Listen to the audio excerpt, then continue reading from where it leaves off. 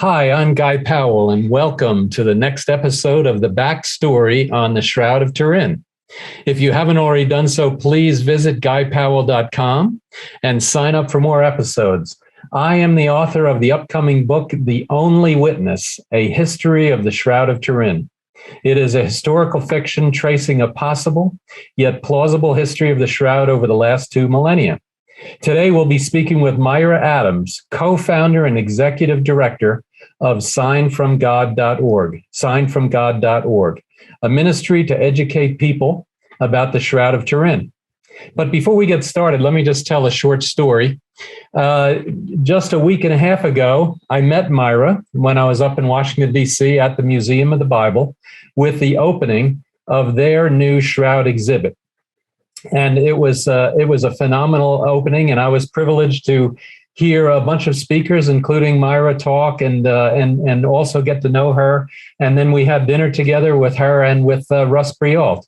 And Russ, as you know, is one of the preeminent experts on the Shroud, and so is Myra. And I look forward to hearing her comments here as well. In any case, if you get a chance, definitely plan a trip to Washington, D.C., and visit the Shroud exhibit at the Museum of the Bible before July of this year, before it's gone. And with that, let me introduce Myra Adams. Myra Kahn Adams is a political and religious writer with over a decade of numerous national credits, starting in 2010. Since January 2021, she has been an op-ed contributor to The Hill, and since 2018, an op-ed contributor to RealClearPolitics. She was also a National Review contributor from 2014 to 2018. Myra is co-founder and executive director of signfromgod.org, a ministry dedicated to educating people about the Shroud of Turin. Starting in May 2018, she spearheaded the effort to open an exhibit about the Shroud of Turin at the Museum of the Bible in Washington, D.C. The exhibit opened February 26 and runs through the end of July 31st. Myra has written extensively about the Shroud of Turin, and today ranking high on Google when one searches for Shroud of Turin. It's about a 2019 Shroud primer co-written by Myra and Shroud expert Russ Briault. And Russ, of course, is a founding member also of signfromgod.org. So the article was titled Shroud of Turin, Facts and History Everyone Should Know.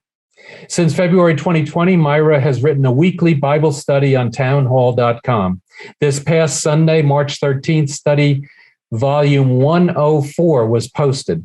And the first 56 studies were compiled into a new book called The Bible Study for Those Who Don't Read the Bible. And that is available on Amazon. Her second book with Bible studies 57 to 100 will be published in late this summer. Welcome, Myra. It's so good to have you. Thank you for having me. Yeah, fantastic. So let's get started. So why don't you tell us how you first got involved with the Shroud of Turin? I'm asked that a lot, and I can't tell you the moment where all of a sudden I thought, wow, this is amazing. I need to dedicate decades of my life to help educate people about this. No, that did not happen. So I honestly can't tell you the moment it happened, but I can tell you a couple things I do remember. One of them in particular was in Harpers Ferry, West Virginia, of all places. We used to live in the Washington, D.C. area for many years. And Harpers Ferry has very storied history of the Civil War. And anyway, it's a wonderful place. They filmed a lot of Civil War movies there. But anyway, on the top of a hill there, they have an old Catholic church that dates back to the Civil War.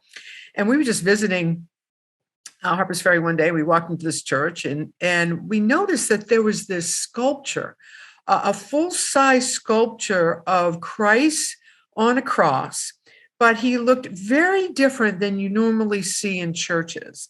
What he had all over his body were blood marks and wounds and all the marks that you read about that were put upon him in the Passion, as you read in the Gospels.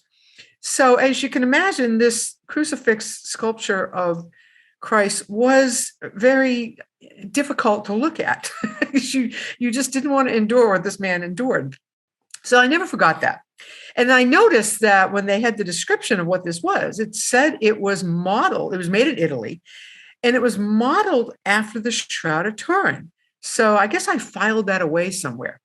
And I can't even tell you when this was. It might have been in the 80s sometime. I don't even know when this happened. But anyway, I do remember that in the late 90s, I went to an exhibit that was at Catholic University, and it was about the Shroud. And at that exhibit is when I really learned a lot. And I got particularly interested in it at that point because it did diagram all the marks that I had seen on that statue many years before. It talked about all the mysteries. And I thought, wow, this is amazing. This has to be the real thing. I couldn't imagine it being anything but the real thing. So that got me really interested in it. And then in 2010, I happened to notice that there was a documentary on the Discovery Channel called The Real Face of Jesus. And it was about 3D modeling of what they believed was Jesus in the Shroud of Turin. And in fact, it was able to be modeled because the Shroud, they found out, had 3D distance information. And they were able to model it and actually determine, what he really looked like. Around that same time, my husband and I were going on a trip to Italy to see the Shroud. It was on display in 2010. And I noticed on this documentary, they had a man by the name of Barry Schwartz. I thought, oh, that's really neat. He's going to be our tour guide when we get there. I thought, what a coincidence that is. So anyway, we met Barry, we got interested in the Shroud, we saw the Shroud. And then basically I've been interested in it ever since. But what happened in 2012, I started writing. I wrote my first piece about the Shroud. So it'd been 2 years since I'd seen it. But I wrote my first piece about the Shroud. And it was something that was on PJ Media, which is now owned by Salem, which owns Town Hall. But at the time it wasn't. And the piece was I think it was titled The Shroud of Turin, what technology has revealed and will reveal in the future, something about that. But anyway, what happened is an editor contacted me and said, hey, there's somebody who wants to contact you. We saw your piece about the Shroud. So it turns out that person was Russ Brio, who I found out was one of the world's most renowned Shroud experts. So he and I became friends. I went to hear him speak for the first time. And so we just really continued our relationship, and we have been friends ever since this day. And we co-founded with my husband and Mark Antonassi, who's also a Shroud expert. The four of us started Sign from God. And I guess it was late 2017 is when we first started it. So that's how it all came about. And I could go on for hours about, how God, in fact, inspired me for the actual URL Sign from God. But I'll maybe talk about that later. Sure. No, that's a great story. And good for you. That definitely one of the things on my bucket list is to get to actually see the real Shroud. I did appreciate, though, the replica Shroud that the Museum of the Bible had. I thought that was actually pretty phenomenal. And I ended up talking about it with my wife and telling her all the different marks and everything. And then people were starting to listen to me as if I was then the expert at it. So it was really good for my ego. So I enjoyed that. But so how did you then get involved with the Museum of the Bible and the Shroud exhibit? Oh boy, wrinkles. This wrinkle happened because of this, and this wrinkle happened because of that. It was a long journey. What happened is, in fact, I wrote about this in a piece I wrote for Town Hall the day that the Shroud exhibit opened on February 26th. I wrote a Town Hall piece that talked about the opening of the exhibit and why you should see it. And in that piece, I kind of give the history of how I got involved. To make a very long story short, what happened was the Museum of the Bible opened in November of 2017. And I had been my husband and I had been donors, small donors for actually a few years before that. And so I was very interested, to go to it when it opened. So we went, and I'm walking around looking, and I noticed that they didn't have anything about the Shroud. It's like the Shroud of Turin did not exist in the Museum of the Bible. And I thought, oh, that's not good. So what ended up happening was and this was, again, total God thing. that was in November 2017. In May of 2018, I happened to be attending an event. It's called the National Catholic Prayer Breakfast. And it has a lot of, VIPs there in the Catholic community. And people from the Museum of the Bible were there because they were trying to actually cultivate the more Catholic visitors to the museum. And I happened to meet a woman who worked with the museum, and I happened to know her from years before. We had met at a political event. But anyway, she remembered me. She knew me. She introduced me to some of the powers that be at the Museum of the Bible who were at the reception the night before the National Catholic Prayer Breakfast. So I met them. And of course, I said in my shy way, I'm involved with the Shroud of Turin. Here's my card, signfromgod.org. And you guys really need to have an exhibit about the Shroud. And of course, they, like, okay, go away. But then, I, kept bugging them. And to make a long journey very short, it opened miraculously February 26th, 2022. It was supposed to have opened in February 2021. So it did get unnecessarily delayed, a year. But it was still a long journey. And ironically, this is something that we can talk about because I just think it is phenomenal, is literally the day that the Shroud exhibit opened. I think you were there that day for the press opening, which was on a Wednesday. It was February 23rd. That is the day, literally, the war started in Ukraine. And I thought to myself, that timing, and I remember talking to Russ Briere about this. That timing is just too coincidental for me. It just kind of blew me away. In fact, I actually mentioned that in my town hall piece about the Shroud. I believe it's a source of comfort. I believe Jesus Christ is a source of comfort. I believe the Word of God is a source of comfort. And to have the Shroud exhibit open on that day has to mean something. And maybe it's the end of the world. I don't know. We could talk about that too, but it's too much of a coincidence. The timing is just amazing. So, we can talk about that. And in fact, Russ and I have talked about it at length, but also Jeff Kloha mentioned it in one of the interviews that he did about the timing of it. He thought that was also something. Yeah, and Jeff Kloha is the chief curator of Museum of the Bible. Yes, sorry. And so, you're right, and you brought that up when we met as well, and it is kind of an interesting. I don't know if you'd call it a coincidence, but it's certainly something that ties the two together. And I think even with COVID, there might be some connections, and there's certainly connections with past plagues with the Shroud of Turin as it progressed over the last 2,000 years. So. You never know. Maybe that is the hopefully the end of the COVID plague, and then hopefully it'll end up being a positive sign for the war in the Ukraine. Right. In fact, Russ Briere could tell you, every bit of history about how the Shroud has appeared at certain times of trauma, pain, suffering, pestilence, war in the world.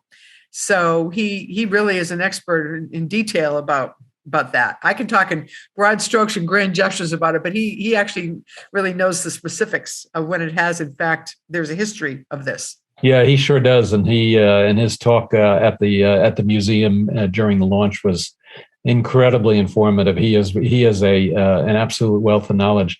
But anyway, so now what is then the mission of signfromgod.com? .org. .org. Sorry about that. Oh, don't forget that. Thank you. Signfromgod.org. I actually went in this time for shameless self-promotion. The famous signfromgod.org coffee mug. Yes. If you give us a donation for $35 or more, $50, you get absolutely. Then here's the famous card. Sign from God coffee mug. And I like to say that Jesus will not turn your coffee into wine, but nothing is impossible with God. That is very true. No. Well, and I have one of your business cards, and on the back it has the reverse image of the Shroud of Turin. Mm-hmm. Yes. So the Sign from God mission is education. I mean, it's really simple as that. I used to say evangelization, but Russ one time said, "No, don't say that. Don't say that. People just don't know what you mean when you say that." So we now say Shroud education. And the shroud itself can evangelize if it wants to, but just educating people about the shroud. If you go to signfromgod.org, you will read all about it and learn a lot. And hopefully it will pique your interest for further study. So that's basically what it does. And then along the way, we've gotten involved in, as I said, the Museum of the Bible has been our big thing, helping to sponsor events. We were one of the sponsors of the opening event of the February 26th museum opening. Before that, we had been involved in the October 9th Shroud Speakers event as a speaker. The year, I guess it was January of 2020, we got involved, and we weren't actually a sponsor, but we were very involved with that whole thing. So I guess sponsoring events and educating people and writing articles and just getting people to understand that this is something that's worthy of their time and study, and not to just cast it off and just say, oh, it's fake, go away. Yeah, it's surprising how many. I was telling a good friend of mine that I was writing this book on the Shroud of Turin, and he goes, "Oh, wasn't that debunked? And wasn't there some radio testing of some kind?" And I then, of course, had to explain to him that the debunkers were debunked, and so so that radiocarbon testing and has really been debunked, and although there's maybe a tiny minuscule chance that it's not authentic, it certainly seems that all of the scientific testing, other than that radiocarbon testing, has really proven that it is really truly the authentic burial cloth of Jesus Christ. That's right. It amazes me too, because that came out in 1988, and it has been debunked, countless times. Particularly when Tristan Casabianca in 2017 got a hold of the raw data that had literally been hidden for almost 30 years and had never been re-examined. And he filed a Freedom of Information lawsuit against the British Museum that had been holding all the raw data. And he determined that I think there needs to be a second look on this, because this does not add up to the conclusion of what they said, that the shroud dated from, I think it was 1290 to 1360, I think. 1260 to 1390, yep. That coincidentally resembles the shroud in just amazing ways. The Hungarian Prayer Codex is probably the most amazing example, and that came out in the 1100s, I think. Yep. But the point is that the shroud is, I believe, the authentic burial cloth of Jesus, but the concept of that is so challenging to people who maybe do not believe in Jesus, do not have any faith, or have different faith.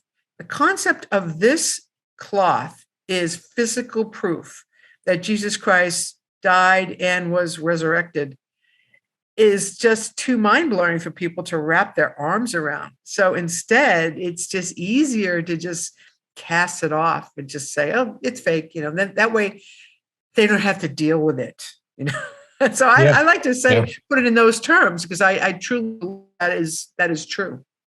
Yeah, and I think even for me, I remember reading about the Stirp exhibit, which is where Barry Schwartz got involved in the shroud, and he was the official photographer there, and they did a whole bunch of scientific studies on the shroud. And I remember reading about that, and I go, well, that's really interesting. And it's kind of, I'd never heard that there was a burial cloth that then had this image on it, this art from God, so to speak, or this sign from God on it. And then I kind of put that away and didn't really think about it too much. And then in 1988 was when that radiocarbon testing came out, and that unfortunately turned me off to the shroud. As, oh, okay, so it's fake. Mm-hmm. And but then the shroud, all of the shroud followers, I call them the shroudists, they did a really good job. And then to get that information out of the British Museum and use statistics against them. Here they use statistics against the shroud, and the statistics were turned around against them to debunk the debunkers. Right. And it's really, it's kind of a fascinating story how that how then when they look at all of the samples and all of the testing and the dating that was done, that their conclusions are just not tenable. They're not tenable at all. Yeah, there's a couple of things about what you just said. One of them, you could actually have Barry Schwartz on again. You obviously had him on before, but you could have him on again. I mean, he could speak to this about how after the Stirp committee gave their final report in 1981, and they famously concluded that the Shroud was not the product of an artist and that it was worthy of future study. And that's when the Shroud really took off. I mean, it got all this publicity. National Geographic did a famous cover story, and I think the museum actually has that cover story in its exhibit. But anyway, that's when the Shroud really became popular. And then, as Barry likes to say, after the carbon dating was revealed, that the Shroud, interest in the Shroud, research in the Shroud, it just like shut, boom. And it just hurt the Shroud in ways that, it's literally still recovering. It's still recovering. It's never recovered from it. Yep. So Barry speaks to that, as you can imagine, in a very emotional way. So what Tristan Casabianca did when he's a lawyer, and he filed this lawsuit against the British Museum, and then he got this raw data. Tristan became what we call, a Shroud rock star, because he got all this publicity. In fact, he spoke at our January 2020 event at the museum.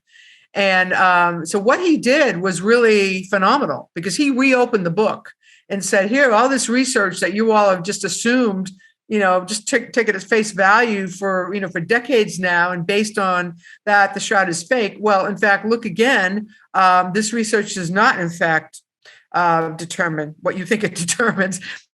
Did an amazing thing. And of course, for many decades, and it's continuing, is that there are demands for new testing, because Stirp, what Barry was the photographer on, that was 40 scientists. They were physicists, they were doctors, they were just all these, high degreed people that really did not have an agenda. They were just trying to figure out what this thing was. And what happened was they passionately did believe that this in fact is worthy of further study. But unfortunately, when in 1988 happened, that's the end of it. So now there's been this calls for there has to be more study, because in 1978, the testing, the physical instruments that they had were, you could say, they were ancient by today's standards. Between today and 1978, as there's been a technological revolution. And I mean, I remember one time Barry told me, because you can see pictures of this, they literally had this huge truck where they were unloading all their equipment. I remember him saying that today they would only need a little van to unload everything they need. Everything has shrunk. Everything has gotten smaller. Everything is, a lot of it's internet based. I mean, they basically technology has come so far since 1978 that, the tests that they would do today are different, or the same tests they would perform with different instruments. The point is, there's so much value to be gained from a new 21st century study, that it's just unfortunate that the powers that be, the Holy See, just has not allowed it. It has to happen at some point. Yeah, I agree with you, and I don't know. I think the next Shroud viewing is going to be 2025, and maybe they'll do something similar and have a Stirp 2 or something like that. Well, if that was going to happen, I think it would already be. Well, fair enough. So maybe I'm just way too hopeful. But all we can do is just pray that that there will be some testing. 21st century testing that will come around. In the meantime, other people do some tests. So it's not like, science has stopped on the Shroud, but to actually get, hands-on, you think about it, it's pretty amazing. Stirp was the first and only hands-on comprehensive study ever performed. It was done for 5 days in 1978. Yeah, and 5 action-packed days too. Barry said he barely got to sleep. I don't think any of the scientists got to sleep, and then plus then the setup was delayed, and so then it must have been a week or two of just absolute just constant on the go, and then when it's over, then the coffee and the rush kind of ends, and then I guess you can finally sleep. So all right, well, let me ask you a question though. What do you think would happen if let's say that there is a new round of testing, and it and I don't know if the problem is you can easily prove a negative, but it's hard to prove a positive. But let's say that the scientific testing could prove a positive. What do you think that message would do for the world and Christianity and certainly non-Christians? Mm-hmm. When you say prove a positive, you mean that they could determine that the image on the cloth dated back to 33 AD, the time of Jesus. Yeah. There have been studies that actually have, they believe have gotten close to proving that. But again, it goes down to, I think because you're dealing with Jesus, God, Savior of the world, there's always going to be a way for people to debunk it. They're just going to say, "Oh, I still don't believe it." You can just hear it now. You can just hear it. It's like, no matter what, there are going to be people that are going to say, "No, I don't believe it. I'm sorry, this is fake." So it's a matter of just, those who want to believe will believe, and those that don't have no interest in believing, they'll find excuses to believe it. Yeah. Not believe it. Yeah. Yeah, and as a matter of fact, I do know a couple of people that they do not believe, I take it back. I guess there's probably the non-believer, the believers that believe that it is not true. Then there's the people that say, well, I don't know, and to be honest with you, it doesn't matter to me. I still have my Christian faith, which I think is critical. And in reality, you don't need to have the shroud being proven as authentic and have that as being the reason why you have your Christian faith. Your Christian faith should be totally separate from that. So it's more of a kind of an archaeological study to be able to prove that it's true. It has nothing to do with whether you're going to have your faith or not. Mm-hmm. I get that all the time about people saying that, "Oh, I don't need the shroud. It has nothing to do with my faith." I get comments constantly about that whenever I write a piece on the shroud, that it's probably the overwhelming criticism. Don't need it, doesn't impact my faith. And to that, I like to say that I believe that the shroud is the doubting Thomas of our age. I believe the shroud exists because even though you may not need it for your faith, but others may need it, just like doubting Thomas needed to see the wounds in Jesus's hands before he believed. Well, there are other people out there that maybe don't believe just the way we all do without proof. I mean, I believed in Jesus before I even knew about the shroud. So, but there are other people that it's just almost like they're adamant about it. I don't want to know about the shroud because it doesn't impact my faith. Okay.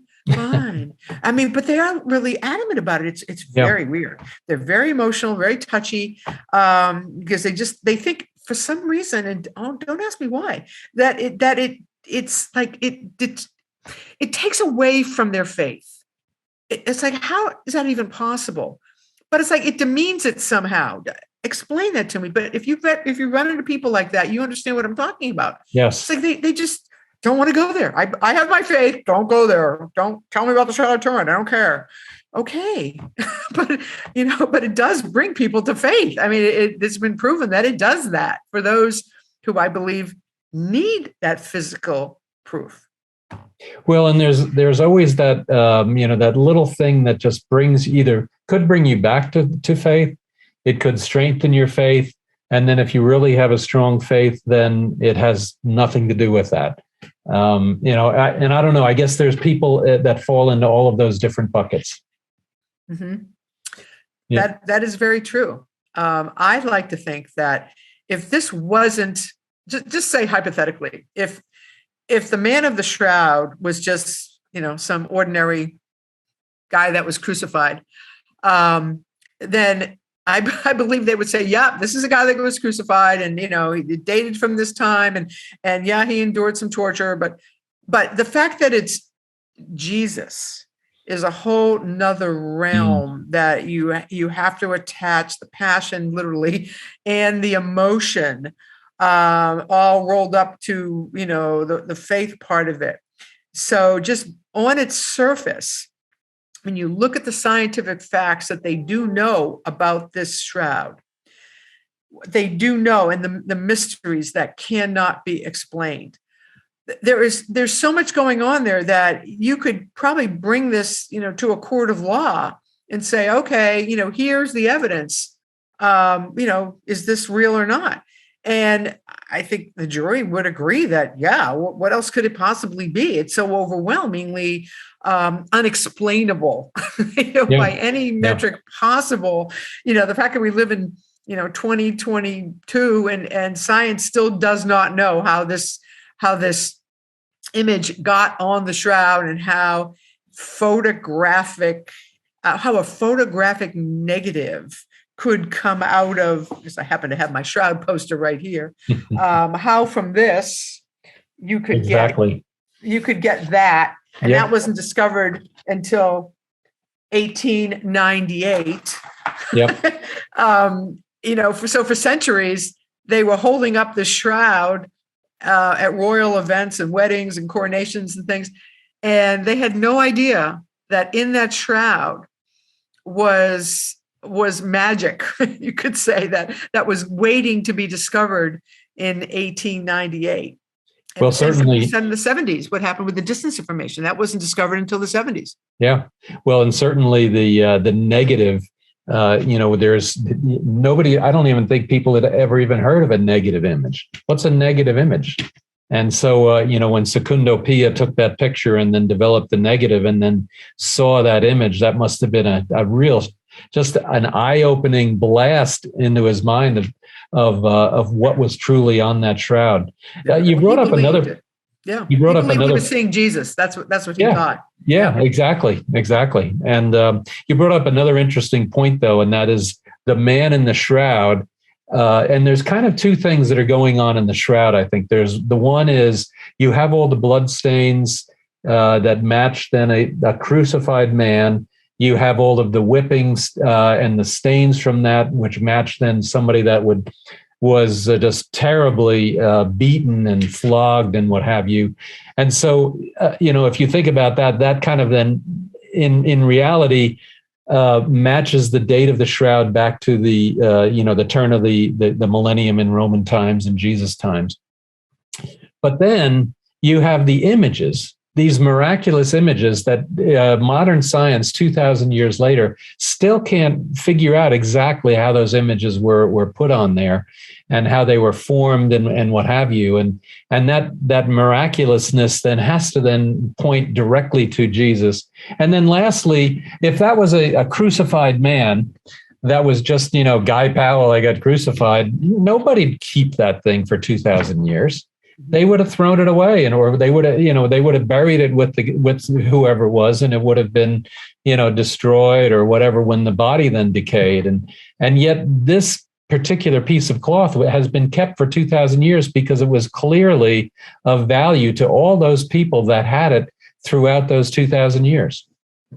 Oh, absolutely. I mean, in fact, I've written a piece, I think it was a couple of years ago, on why does the shroud still exist? I mean, all the times that it could have been burned, particularly in the fire in 1532. I mean, all those really bizarre looking marks that confuse people on the side of the image in the middle, but then on both sides you have these weird marks that are because the shroud was folded up and pieces, little drops of molten silver burned through it, and then when they unfolded it, created this almost like an origami tie-dye looking effect.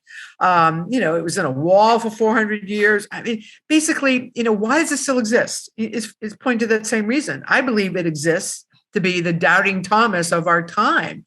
That's just my own personal opinion.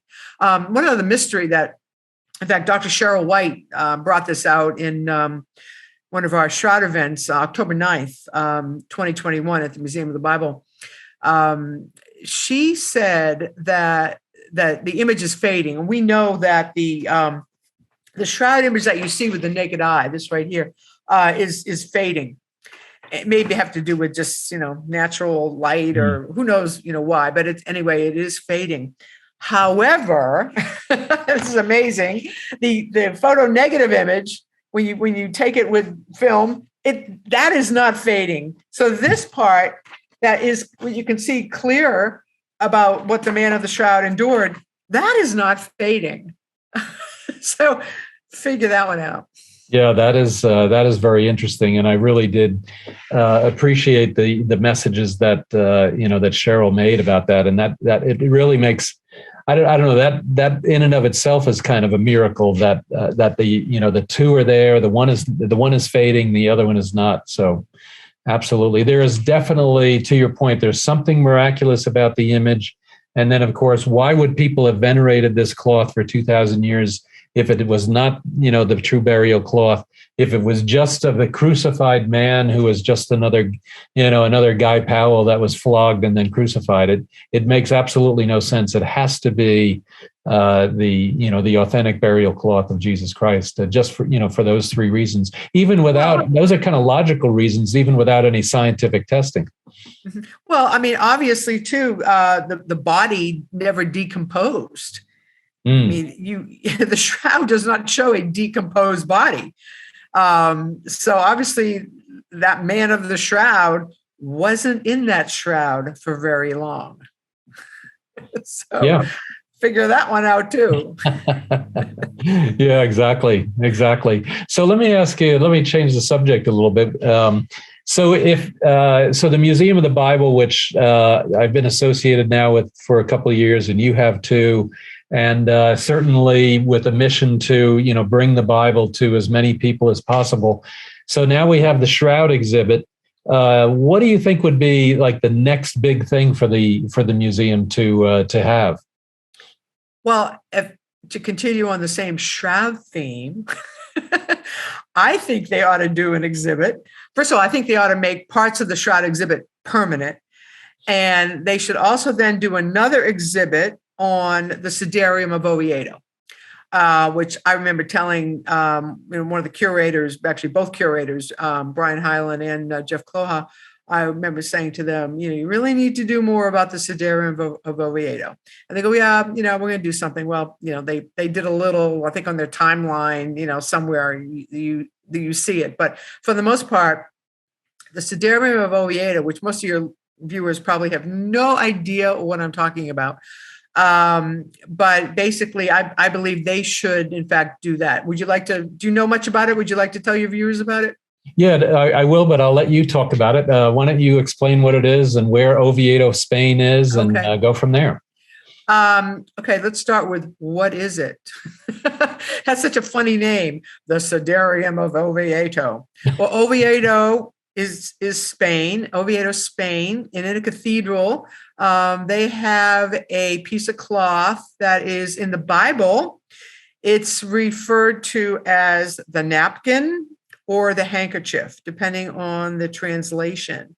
But when John and Peter went into the tomb, they saw the cloths, plural, lying there, and one of them was folded, and that was the handkerchief or the napkin.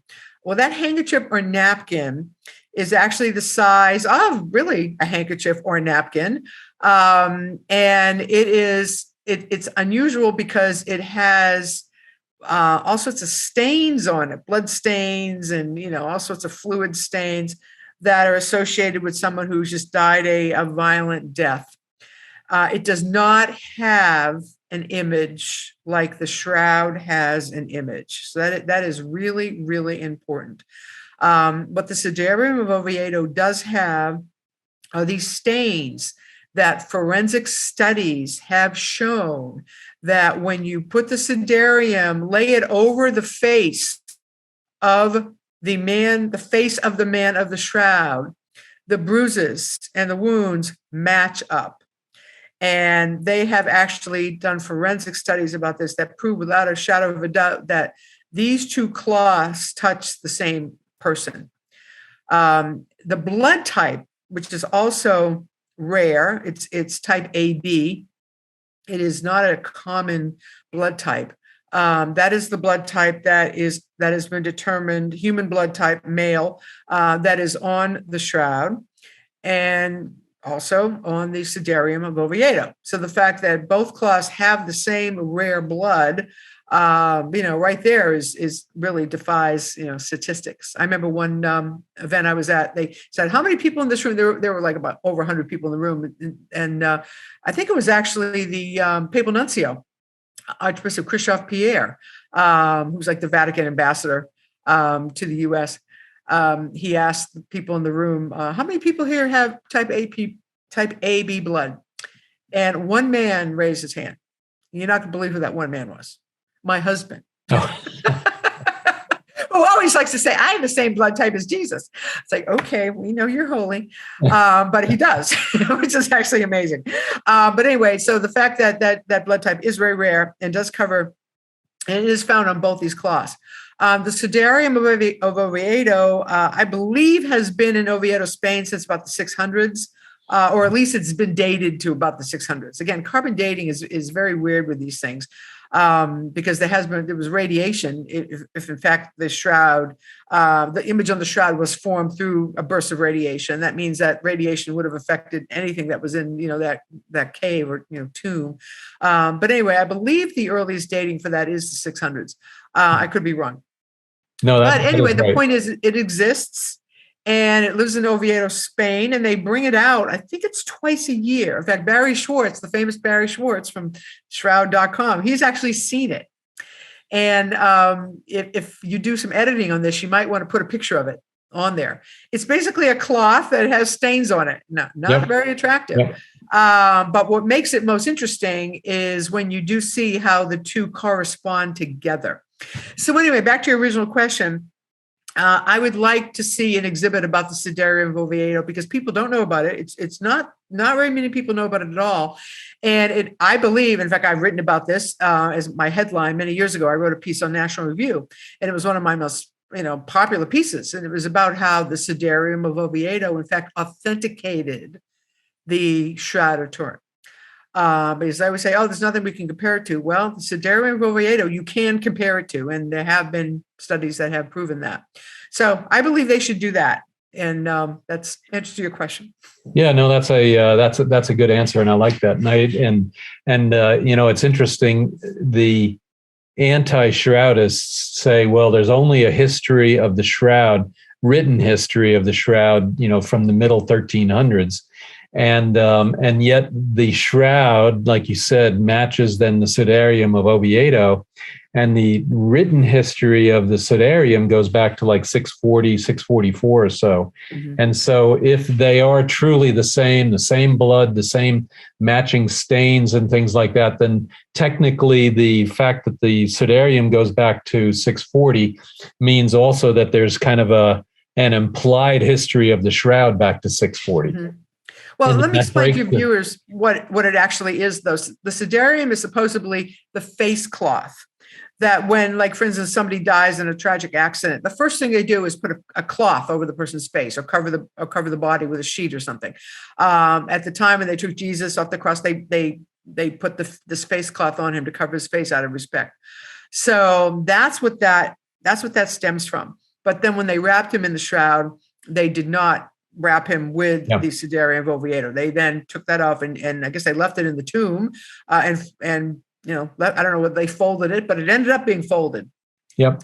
Yeah. And they left it in the tomb, and same thing with the shroud, because the shroud was on Jesus, but the same thing with other things that have the individual's blood on them. If, you have all of those things that have blood or parts of the body on it have to be buried together in the tomb. And that's why that face cloth, the Sudarium of Oviedo was apparently saved in the tomb and then found in the tomb by Peter and John and the others that went in there the next day. There have been other shroud exhibits I have been to. I know the one in Jerusalem that's at the Notre Dame Center. That one also has a replica of the Sudarium of Oviedo.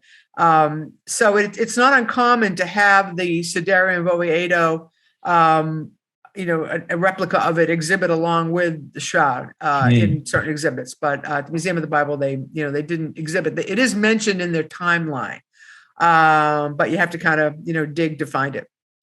Yeah, and I'm glad you pointed that out.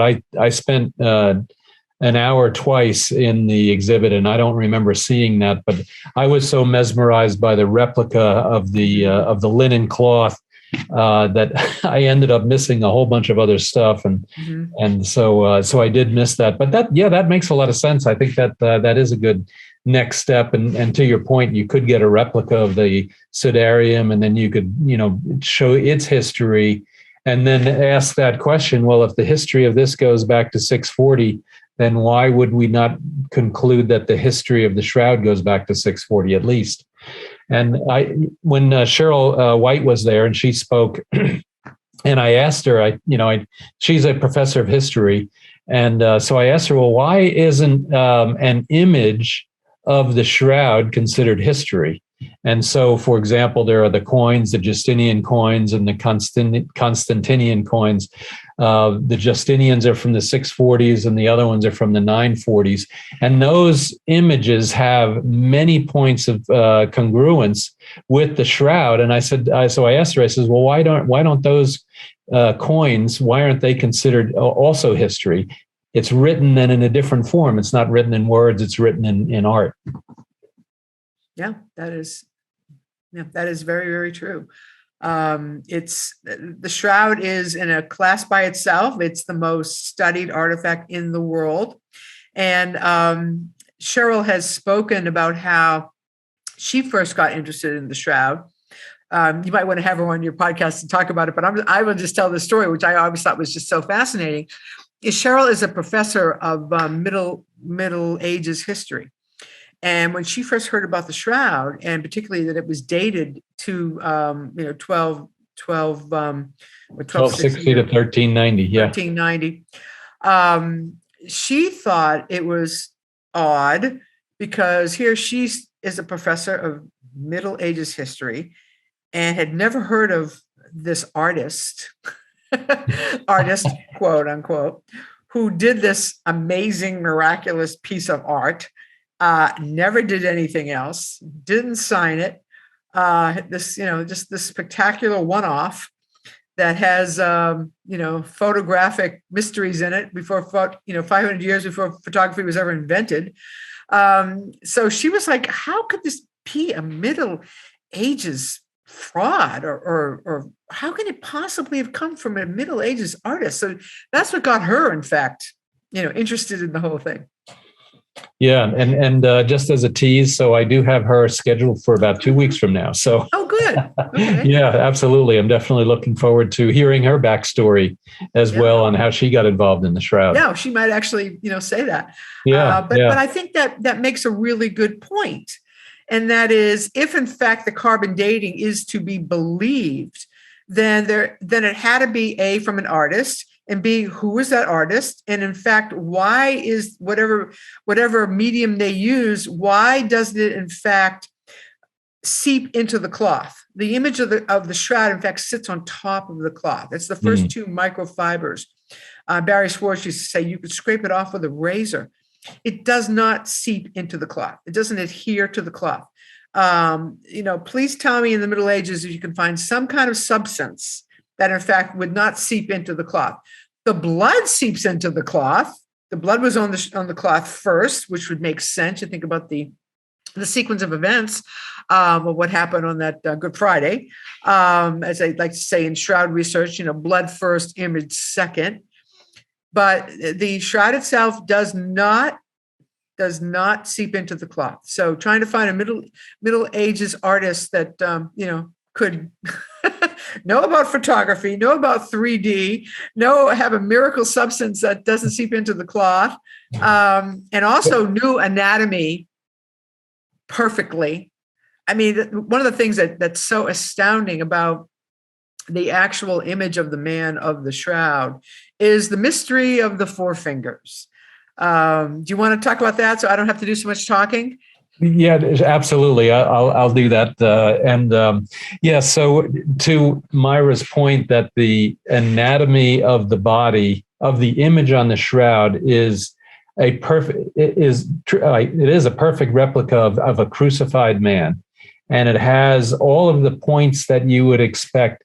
And one of the biggest ones are the hands. So the hands are folded over the groin of the body, and and what you see is you don't see any thumbs. You see the four fingers. You don't see any thumbs. And exactly. And what is known from forensic medicine nowadays, modern forensic medicine, is if you are to have your wrists pierced, then that piercing breaks a tendon, cuts a tendon, and that tendon then, when it's broken, then forces or pulls, and I don't know how it works, but it pulls the thumb in. So I don't know if I'm showing it very well, but it pulls the thumb in. And so then when the two wrists then are pierced with the nails, then those two thumbs are bent in, and then they're covered over like that. And that is what you see. And so what Myra's point is, though, is that how did a Middle Ages artist know all of these different points to be able to accurately render an image, however they would have been able to do it, but accurately render an image that would replicate what you see on the shroud? And that right there is almost impossible. The four fingers are just astounding, because that defies common sense. If you were going to paint this picture of this man on a linen cloth, why in the world would you only paint four fingers? Okay, it just makes no sense. And to that point, the other thing that we know is that, as you see today, when Jesus is displayed in churches on a crucifix, oftentimes the nail marks are right through the palm of his hand. And in fact, that did not happen either. As you see on the shroud, the wound marks were through the wrist. That's because the wrist can hold the weight of the body more than if the nails were in the palm of the hand. So why would a Middle Ages artist paint something that is contrary to what was normally seen in churches? There's no way he would have showed the pierce marks through the wrist. He would have showed it through the hands. Well, those two things alone are just mind blowing.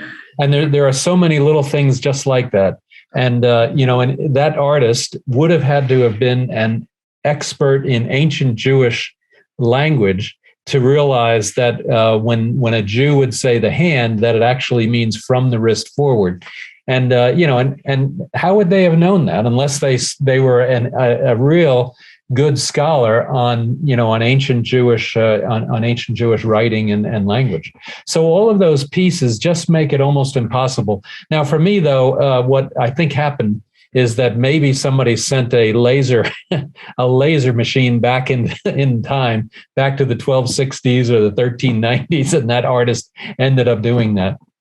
That makes perfect sense. Yeah, you're down with that too. So whatever, just as long as it's not Jesus in the cloth. Just tell me anything. I just don't want to go there. But that's how people think. I mean, that's the sad thing about it. It's like, it's not Jesus. You cannot convince me.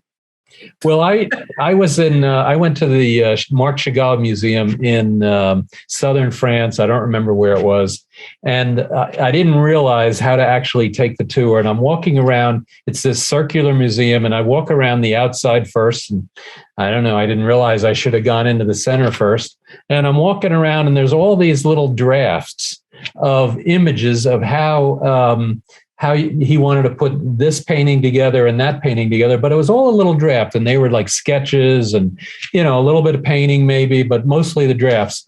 And then I went into the center of the museum, and there they all are, these beautiful images that he's been able to paint. Well, if I was an artist and using Chagall as my example, then where are all of the test images that artist painted to get the method right so that he could paint, or however he made that image, that he could paint the image, reproduce that image of the body where he tested it first to make sure it worked? There would have been all these other, trials that he would have done. Plus he would have done, maybe he would have done women. Maybe he would have done something else using that same style. Where are they? if they don't exist, then how could this one image have been done without all those practice attempts? And why wouldn't he have tried it again with other, with other attempts? Leonardo da Vinci, in fact, there's books of his sketches that he did before he actually did, what he considered the real one. Another mystery of the image itself is the fact that the image has consistent depth to it, which is impossible to do with a human hand. If I'm painting something, no matter how hard I try, some of the paint's going to be just even, a teeny bit thicker than another part of the painting. But the shroud, the image is completely uniform. Every little speck of that image is completely uniform, does not vary in depth. And that is, a human cannot do that. Impossible. And that's something that you don't usually hear that much. It's just one of the many, many mysteries that, as I always like to say, the more you study the shroud, the more you learn, the more you realize there is more to learn, and how this cloth has to be the authentic burial shroud of Christ, because it can't be anything else to explain all these mysteries that just keep going on and on and on. Yep. I couldn't agree with you more. And with that, now that we've come to that conclusion that it is the authentic burial cloth of Jesus Christ, our time is up.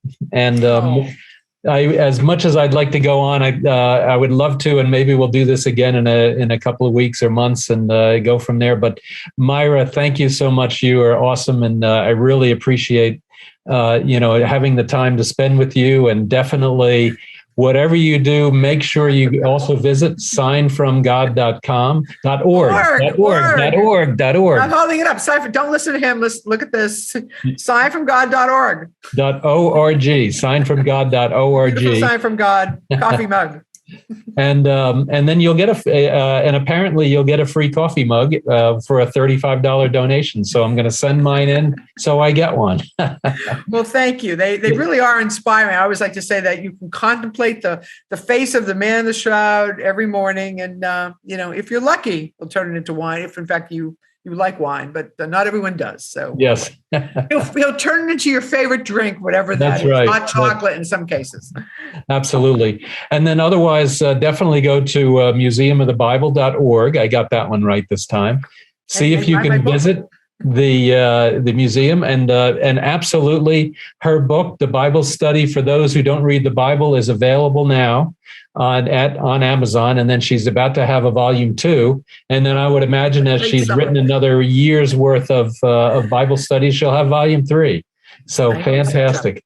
As long as Town Hall readers keep reading, and Town Hall keeps allowing me to write a Bible study on a secular political site, which makes no sense really, but it works. Well, whoever said there was no controversy in religion or in politics? Right. Absolutely. Thank you for having me, Guy. I appreciate it.